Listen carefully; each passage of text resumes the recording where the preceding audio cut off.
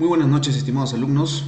Continuando con la sección de aprendizaje, en esta oportunidad vamos a realizar el tema número 6 y 7, correspondiente a la sesión número 4 de aprendizaje. Bien, a continuación vamos a hablar, en este caso nos correspondría hablar de dos temas fundamentales, que es la ecuación general de la hidrostática y sobre el principio de Arquímedes. Cabe resaltar que en relación a la ecuación general hidrostática, vamos a continuar con las fuerzas hidrostáticas sobre superficies curvas, porque ya habíamos hablado la clase pasada, en el tema número 5, sobre superficies planas e inclinadas. Muy bien, entonces, siguiendo con la explicación o con la clase, los objetivos de aprendizaje son comprender el principio fundamental de la hidrostática en relación a las fuerzas sobre superficies curvas. Número 1, entender el principio de Arquímedes y sus aplicaciones en cuerpos sumergidos, flotabilidad y estabilidad. Y finalmente resolver ejercicios aplicativos relacionados al tema. Entonces, en relación a fuerzas hidrostáticas sobre superficies curvas, de manera resumen, podemos decir que no solamente a nivel ya de ejecución de obra se trabajan con superficies inclinadas, sino también se pueden ver empresas, sobre todo empresas, que las secciones son irregulares. En este caso puede generar superficies curvas o esféricas en este caso, ¿no? Entonces vamos nosotros a un poco entender el comportamiento de la hidrostática, ¿sí? El comportamiento de la hidrostática en este tipo de superficies. Entonces, como otro punto importante a mencionar, las fuerzas debido a la presión se presentan de tres maneras, ¿no? Para que la presión ejerza una fuerza requiere de una superficie, la fuerza de presión actúa perpendicular a la superficie y la fuerza tiene una magnitud y dirección. ¿Qué quiere decir esto? Que en superficies curvas, ¿no? En este caso, como la que podemos ver acá, superficies curvas, podemos trabajar en dos ejes, ¿no? En el eje horizontal, en el eje vertical, y por ende eso me generará una fuerza resultante, ¿no? Entonces, acá podemos visualizar de la misma manera, ¿no? El empuje del agua sobre una superficie curva, en este caso la presión, ¿no? La presión se va ejerciendo a lo largo de toda la pared que lo contiene o que lo soporta, presiones perpendiculares, ¿no?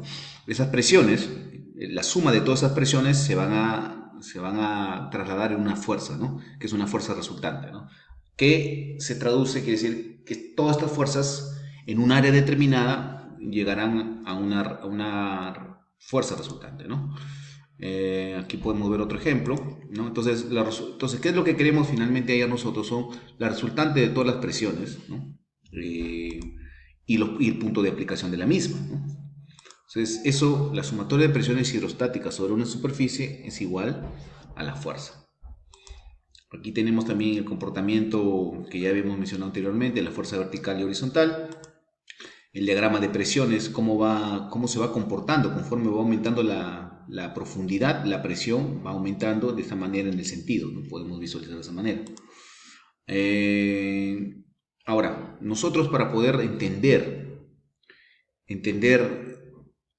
o poder, más que nada, poder responder a las incógnitas, que significa calcular la fuerza resultante y calcular el centro de presiones de dicha fuerza, se puede hacer de diferentes maneras. O sea, hay maneras integrales, un poco más complejas de hacerlo, o también se puede hacer de una manera más práctica a través de dos formas. O sea, haciendo una proyección, si nosotros nos paráramos, digamos, frente al dique, al mirarlo al mirarlo de esa manera, vamos a ver una pared finalmente, ¿no? No lo vamos a ver curvo, sino lo vamos a ver como si fuera rectangular, ¿no? Entonces, esta proyección que la fuerza sería en este lado, que la fuerza sería la fuerza horizontal, ¿no?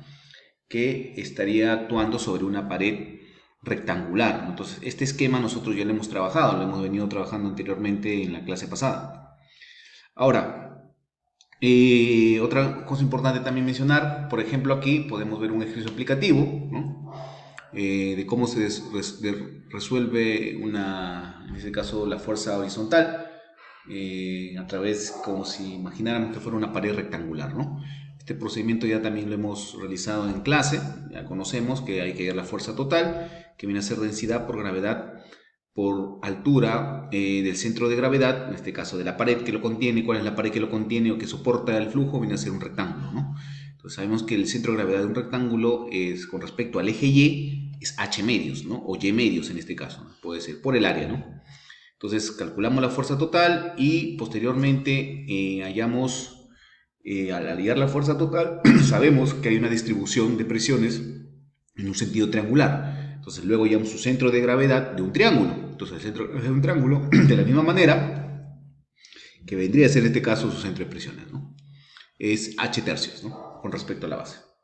Bien, de la misma manera hallamos el volumen de distribuciones pero en sentido vertical. Queremos hallar justamente la fuerza vertical. Sabemos que la fuerza vertical viene a ser el peso, ¿no? Porque finalmente lo que está encima de todo esto es todo el peso de esta columna de agua, ¿no? Entonces, para calcular el peso, ahí podemos ver tranquilamente la demostración de la misma manera. Entonces sabemos que el peso específico es igual a peso sobre volumen. Entonces el peso viene a ser, en este caso, peso específico por volumen, ¿no?